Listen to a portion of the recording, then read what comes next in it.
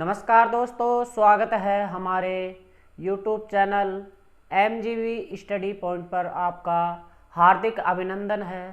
तो दोस्तों, आज की क्लास रहेगी हमारी संस्कृत अनुवाद प्रशिक्षण सीरीज नंबर 11 अर्थात 11 नंबर की क्लास रहेगी। इस क्लास में भी हम अनुवादों का ही जिक्र करेंगे, क्योंकि हमारी जो अनुवाद जो श्रृंखला है वो अभी पूरी नहीं हुई है। अभी हम कारक से बनाना सीखेंगे। कारक कंप्लीट होने के बाद हम प्रत्ययों के द्वारा अनुवाद बनाना सीखेंगे। इसके बाद हम अव्ययों के द्वारा भी कारक बनाना अनुवाद बनाना सीखेंगे।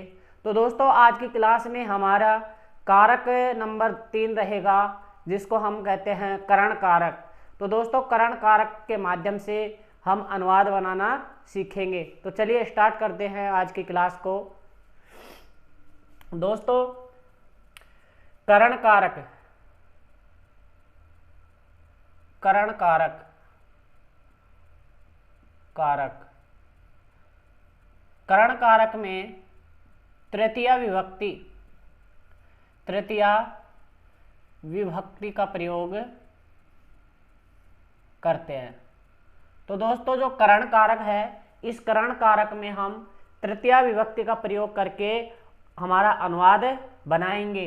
तो देखिए, करण कारक तृतीय विभक्ति में क्या होता है कि जो कर्ता होता है वो किसी कार्य को करता है, उस कार्य में उसका कर्म भी होता है, लेकिन जो कर्ता का अपने कर्म के माध्यम से जो कार्य करता है, उस कर्म में जो कार्य किया जाता है, उस कार्य में किस साधन का, किस माध्यम का प्रयोग हुआ है, वही हमारा करण कारक और तृतीया विभक्ति होगी।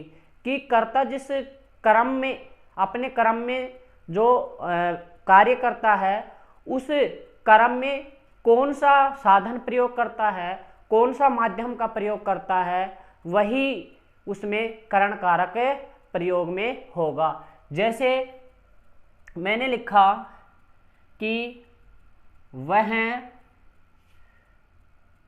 बस से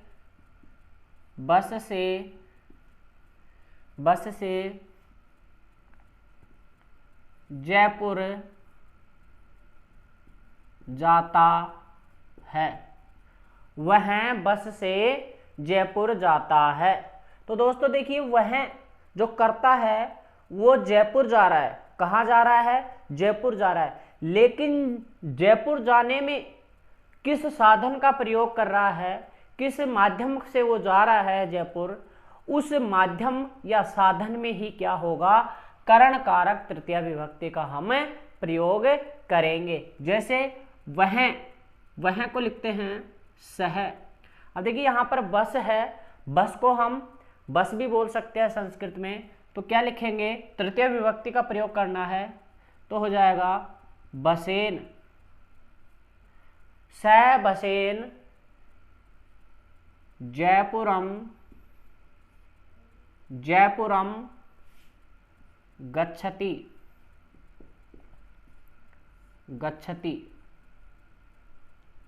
स जयपुरम गच्छति। इसी तरह राम पेन से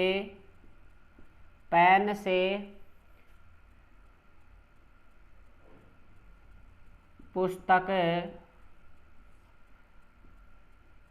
लिखता है।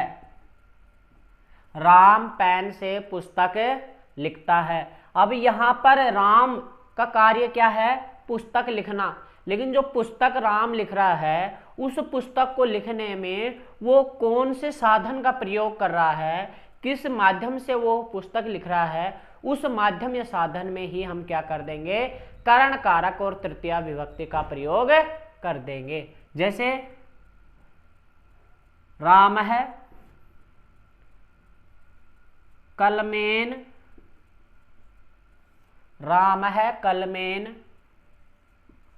पुस्तकम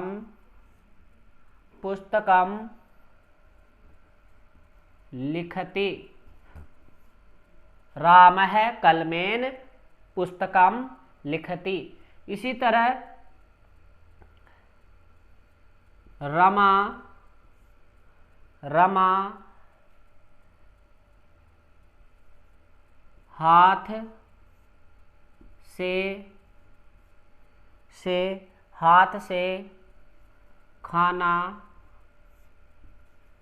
खाती है।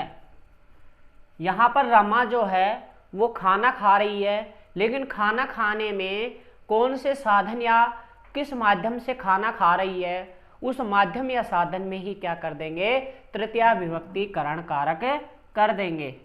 तो यहाँ पर लिखा रमा हस्तेन, रमा हस्तेन भोजनम, भोजनम खादति, रमा भोजनम हस्तेन भोजनम खादति। तो ये तो हो गया करण कारक तृतीया विभक्ति में साधन या माध्यम के द्वारा अनुवाद बनाना। तो देखिए और भी तृतीया विभक्ति का या करण कारक का प्रयोग होता है, और कहाँ पर होता है। मान लीजिए हमारे शरीर में किसी भी पार्ट में, किसी भी अंग में कोई त्रुटि होती है, कोई मतलब विकार उत्पन्न होता है, तो उस विकार में भी क्या होगा, तृतीया विभक्ति करण कारक का प्रयोग होगा। जैसे मोहन, मोहन आँख से, आँख से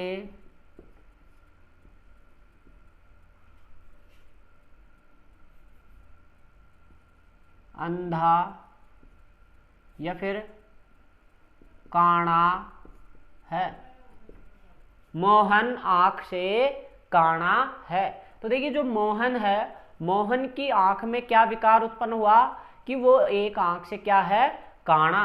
तो जो आँख से जो काणा है, उस कौन सी जो अंग में विकार हुआ है वो आँख में हुआ है, उस आँख में विकृत अंग कौन सा है, आँख। उस आँख में भी क्या हो जाएगी, तृतीया विभक्ति करण कारक। मोहन नेत्रेण काण, जो विकृत अंग है उस विकृत अंग में क्या हो जाएगी, तृतीया विभक्ति करण कारक। इसी तरह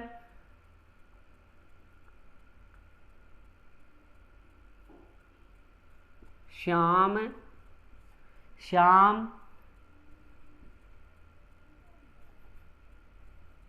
पैर से लंगड़ा है, श्याम पैर से लंगड़ा है। तो हो जाएगा श्याम है पादेन खंज। तो देखिए मोहन है, श्याम है, श्याम का जो विकृत अंग कौन सा है, पैर। तो उस पैर में भी क्या हो जाएगा, तृतीया विभक्ति करण कारक। इसी तरह सीता या फिर लता, लता कान से, कान से बहरी, बहरी है, लता कान से बहरी है। तो यहाँ पर देखिए लता का कौन सा अंग विकृत है, कान। तो कान में भी क्या हो जाएगा, तृतीया विभक्ति करण कारक। तो देखिए लता कर्णेन बधिर, लता कर्णेन बधिर। और इसके बाद कहाँ प्रयोग होता है वो भी देख लेते हैं तृतीया विभक्ति का। इसके बाद होता है, मान लीजिए हम किसी काम को कर रहे हैं और उस काम, जो भी हमारे सामने कोई काम होता है, उस काम को मना करने के अर्थ में जो प्रयोग होगा उसमें भी क्या हो जाएगी, तृतीया विभक्ति। जैसे अलम, तो मैंने, जैसे बच्चे शोर कर रहे हैं तो मैंने कहा कोलाहलम मास्तु, यानी कि शोर मत करो, शोर मत करो, शोर मत करो। तो इसका हो जाएगा कोलाहलम मास्तु, यानी कि मना करने के अर्थ में, अर्थात अलम, अलम के योग में भी क्या होती है, तृतीया विभक्तिकरण कारक। इसके बाद विना के योग में भी होती है।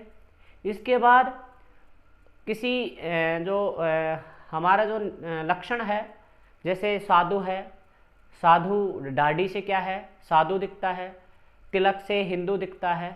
तो जहाँ पर लक्षण किसी व्यक्ति में लक्षण दिखाई दे, उस लक्षण में भी क्या होती है, तृतीया विभक्तिकरण कारक होता है। इसके साथ में हेतु के योग में, हेतु के प्रयोग में भी क्या होता है, तृतीया विभक्तिकरण कारक का प्रयोग होता है। तो दोस्तों ये वीडियो आपको पसंद आई होगी। वीडियो पसंद आई है तो शेयर करें, लाइक करें और हमारे चैनल को सब्सक्राइब करें। थैंक यू, धन्यवाद।